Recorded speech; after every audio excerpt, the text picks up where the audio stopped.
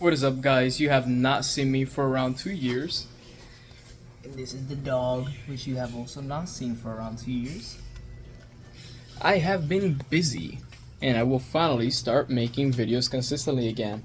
So, not just the shorts, actual videos. For starters, we have my reef tank, which is actually going to be the next video on the channel. Check out my eel. Isn't that thing awesome? There's a little bit of algae right there I gotta clean. So the next video is going to be called Top 5 Things to Not Do when having a reef tank, or something along the lines of Top 5 Things that you should know before you get into reefing. Because believe me when I tell you, I have made so many mistakes when having a reef tank, and I want to put up the simplest and best beginner guide for you guys if you guys are looking into getting a reef tank. So a lot of you subscribed simply because of the dog shorts, and I will be making some more of those. Do not worry, you will be seeing a lot more of Chopper. However, as the name of the channel suggests, Yoli Blogs, I will just be showing you guys around pretty much whatever it is that I'm doing with the animals. So this tank used to be my reef tank, and I downgraded because I didn't want to risk drilling it and breaking it. Instead, it is not going to be for the goldfish, and I have to reset this thing up, get some rocks in there, get it looking all nice and pretty. So that's going to be a future project. Right now, I just am happy that they have a lot more space, because these goldfish are absolutely massive. They're further back in the tank right now, so you can't really tell, but they're about the size of my hand, and they really needed an upgrade. Now over here we have my cichlid tank, and this is where the goldfish used to be. So I just put that branch in there today. I need to put a pleco as well or something so that I can clean up all of that algae, because it's really stuck in there. And we have two cichlids in here, my blue Texas cichlid and this dude, which I forgot what he is called. And right now he lost a territorial battle to that little blue cichlid you saw, which is also blind in one eye. So shame on you, big boy. How could you possibly lose to such a little fish? But yeah, they're chilling in here. I'm gonna be putting that branch and some other stuff to try and have more hiding places for them so they don't fight too much, because the blue one has been fairly aggressive after she won the territorial battle. And then down here I need to do a water change, but this is my swordtail and molly tank. I'm gonna be getting rid of that plastic thing. I don't need it to hide the babies in there anymore, thanks to all of those plants that grew. And those plants are also what I am planning on adding to the goldfish tank. So, apart from doing a little bit of aquascaping with some rocks and whatnot, I plan on having that plant all over on the back, or maybe just throughout the tank for them. The problem with growing plants with goldfish is they like munching on the sand a lot, and they rip the roots out. But this plant kind of like, how do I say this, spreads throughout the ground by connecting itself with the other plant, and it makes it a lot harder to unroot them because of that connection. On top of that, it's just really helpful to try and have them in there with them because of the nitrate levels that goldfish raise. They're just so high. That's why you see this water is already so much more yellow than this one, even though I filled up both of those tanks literally yesterday. So having plants is going to help me maintain this a lot clearer and a lot prettier. It's just that goldfish also eat them a heck of a lot. With all that being said, let's show you guys my backyard. So this is my quill cage. It is quite large. Those plastic sheets are so that if the water comes from the side when it rains, then they do not get wet.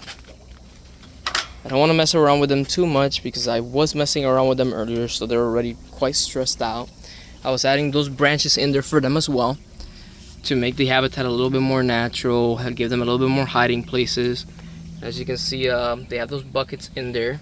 If the phone would focus further away, they have those buckets in there so they can lay away from the light and lay their eggs in peace. All of these quills, except for the original 11, which are the biggest ones that you will see, like that brown, really dark brown one over there, I bred from the original 11. So 24 of these chicks are bred and raised by me, and then the 11 are bought. The reason why I bring that up is because I'm only getting 4 to 5 eggs right now, and since winter is approaching, daylight has gone down and I was getting a lot less eggs. But when the rest of these become adults and start laying, I'm hoping to start getting around 20 eggs per day. To be able to get those 4 to 5 eggs, what I had to do was put that light on there, and that's staying on pretty much throughout day and night. That's why I wanted to give them more hiding places and more shadow to hide. Go to sleep when they're actually tired.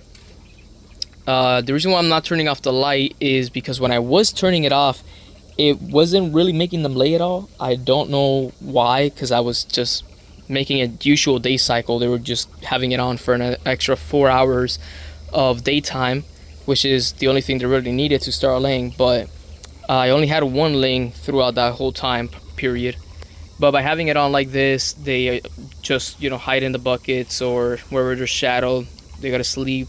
It's not like I'm keeping them up all night, and they're just having a good time. They really enjoy this enclosure. I used to have them in a lot smaller cage, and I like having them where they have dirt and they can play around and stretch and not be on a mesh all day. I prefer keeping them like this a lot more.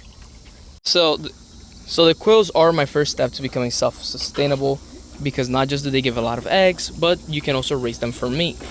My other step was going to be raising tilapia, which I have some of in this tank. Those are the bigger fish that you can see swimming around. However, I have not been able to catch a female. I already sexed all of them and they are all male, so I've not been able to produce tilapia yet, which is very unfortunate. My other step so far to being self-sustainable has been producing the quail food myself. So over here we have duckweed, which is a plant that grows insanely quick. I give a bunch of the tilapia and they ate it all. I'm not gonna be able to grow duckweed on that tank, unfortunately, because of that. And over here I have comet goldfish, and I just added all of that duckweed today, and they actually ate a lot of it already, I'm not gonna lie. So duckweed is a great plant, not just because it grows quickly and keeps the water really clean since it sucks out a lot of nutrients from it, but the quails, chickens, etc. will eat it and it will get a lot of nutrients from it. And because it grows so quickly, it is an abundant food that I can have for them. Just by the fact that I'm already growing so much of it, I will be able to lower my feeding costs. And then once I get my black soldier fly farm set up, I will be able to combine it with that and not even have to buy chicken feed anymore for the quails. Now over here is where I'm going to be setting up the black soldier fly farm. This is the start of the bin. I have to seal all the gaps that you see around there, and this hole down here is the ramp that the black soldier flies are going to climb up from and fall down into, and there's going to be a little container down there to collect them all. That hole in the middle is for the excess water that they create to go through. Martha wants to be in the video. Anyway, after that there's going to be a second level, which is going to have doors that I can open to throw the food into, and then it's going to have a ceiling with a hole in the middle. That hole in the middle is going to be for the flies to go in through and lay their eggs in that second level where the doors are at. There's also going to be cardboard for them. On the third level, this is going to be mesh, and a top where I am going to have black soldier flies in. So I'm going to let a couple of the larvae that I collect pupate so I can keep flies in there, and like that I don't have to attract flies from anywhere. Because let's be honest, who wants to have a bunch of flies around their house? It's stinky, it's gross, no one wants them. So by keeping the black soldier flies there, I can successfully breed thousands of larvae without having to keep really stinky food in there that will attract a bunch of other flies. I've already done that before, and not just was there way too many flies, not just the black soldier flies, but in the bin that I originally created, which was actually this black one out here, the original larvae would just climb down through the holes that the bin has to get rid of the excess water. I never managed to make them go up the ramp, so that's why I made it out of wood this time, because that ramp is going to be a lot more has a lot more friction, and I think they're going to be able to climb up a lot easier. So hopefully that works out. I'm also not going to leave any hole that they can get out of, like how this one had on the bottom, because that one hole for the water to go through, I'm going to actually put a piece of wood right on top of, and it's only going to be like this tiniest little crack for the water to go through. And these are my 4 chickens. They all got sick a little while ago. You can see that this one's still looking pretty messed up. She was actually called Linda, which translates to pretty, and there's nothing really pretty about her anymore. So they all got something called mycoplasma, or at least I believe that's the sickness that they had, because that's the only one that matched all the symptoms. And this little mean bastard keeps bullying the little one. I'm trying to lower aggression as much as possible, but she's just a mean old bird. Not even the not even the oldest. The oldest is Martha, and then comes Linda, and then her. But I guess because of that, she's like really trying to make establish the pecking order over the new one.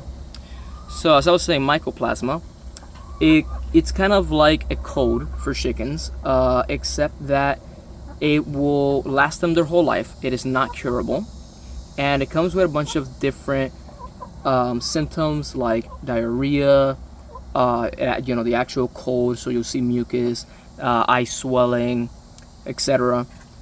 Although it's not curable, it is treatable. You can give them Denagard, which is what I gave them, and the symptoms will go away and they'll become carriers. So we couldn't really eat them while they were sick. You can. The mycoplasma does not affect humans, but it would just have been nasty because of all the mucus they had and whatnot.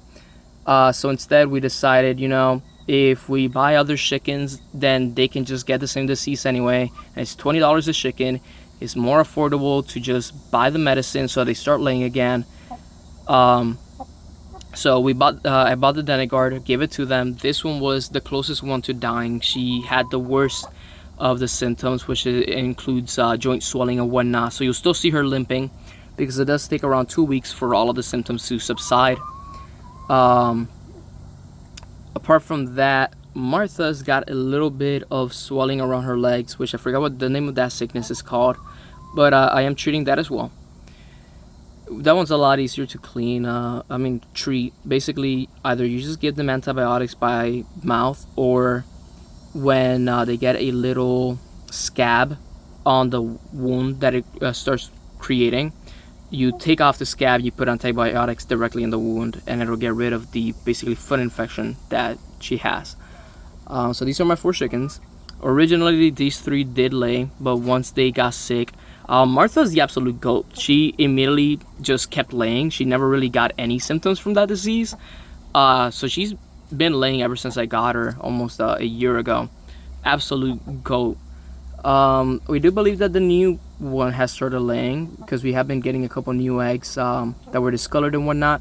But my best 2 layers were always Martha and Linda, and this one would sometimes lay. Because she, as you can tell, she's way bigger than the other ones. That's because she's a meat bird. She's not actually a laying chicken. But yeah, these guys are pretty chill.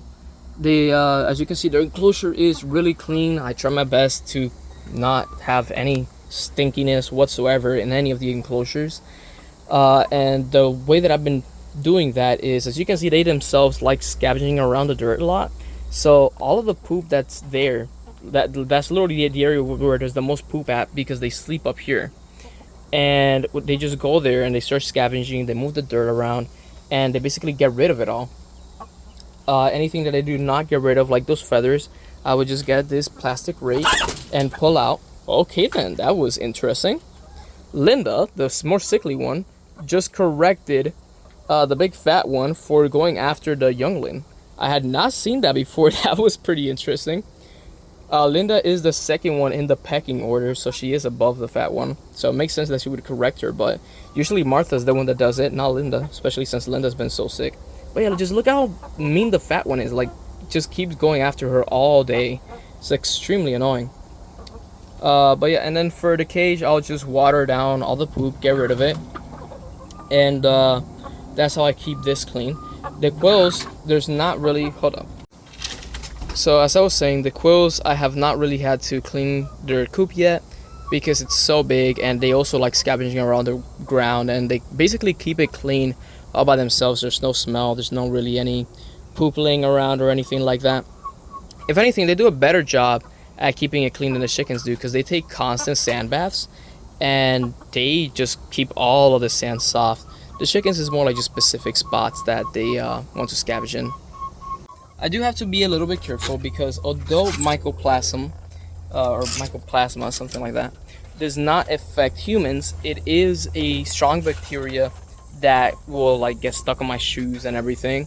So since I was just in the chicken coop, I probably do have that bacteria all over my shoes right now. And the reason why that matters is because although I don't have any other chickens that can get it, I do have the quills, and the quills can absolutely get it. So I don't want them to get it. They have not gotten it yet. They have not had any symptoms, and I have had the chickens like that for like 4 or 5 months now. So I'm doing a fairly good job of not having it spread so far. Look who's the doggo. So yeah, I'm not too worried about them spreading. They're far away. It's more of a by contact type of disease. So as long as I am clean and do not go into the quill coop with the same shoes on or before cleaning my hands or anything like that, I should not spread the disease, and I have not had any issues with that so far. In here is where the magic happens. This fish tank is where I raised all of the original 24 quills, and we just have this little one, which is extremely fidgety. I don't know what's wrong with him. I think it's the fact that he saw me take away the other 24, because what happened was since winter is getting closer, the daylight got shorter, and my males stopped mounting the females, I guess, and I had like 20 eggs, and he's the only one that hatched out of those 20 eggs. No other egg hatched. And by then, all of the other 24 quills were already so much more grown that I had to take them out of the tank. So they were only together for a couple days, and now he's just there by himself. But yeah, he's just alone, and he's a very scaredy cat, very like traumatized. I don't know what to do with him. I tried putting him with the adults. He's too small. They go after him immediately. So I need to let him grow up a bit more. And then down here is my incubator, and this thing is amazing. I have an incredible hatch rate with this. I'll show you guys a couple of the fertilized eggs in a bit. None of that row so far looks to be fertilized except for like the first 4. These ones I collected today, and like those last 4 I collected today. So they're not gonna have any veins or anything yet, but that entire last row does have veins. So I'm gonna show you guys that right now. A lot of people will say that you should not be constantly opening up your incubator because it'll drop hatch rate. I have not had a problem with this at all. Pretty much all of my eggs hatch, even though I handle them quite a bit. So actually I'll have to turn off the light on top. Give me a second. So as you can see, this egg is completely red. You can see a little vein down there, and that entire row back there is pretty much the same. There are some that aren't as developed because they're a little bit younger by like 2 days or so. You can see the little heart forming on this one if I get closer. That's the heart and the veins. So yeah, all of that row completely fertilized. I have no issue with them. These ones are a little bit harder to tell. So you can see this egg is quite big, and the yolk is right here, but it's so like hard to look into this egg that I can't really tell if they're fertilized or not. I do believe one of them is a lot like darker. There we go. This is the one I was talking about. So you can't actually see it too well on camera, but this one's really dark right here, like if it was starting to develop.